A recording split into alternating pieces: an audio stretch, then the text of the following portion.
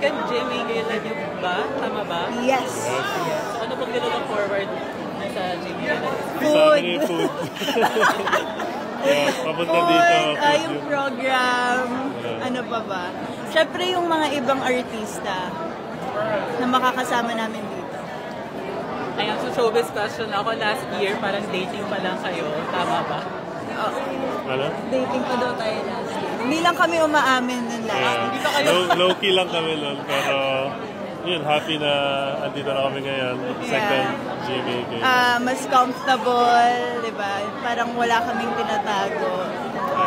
Pero ngayon na mas free na kayo, ano yung parang mas, ano ba kayo, mas comfy na kayo na mag-share about your relationship?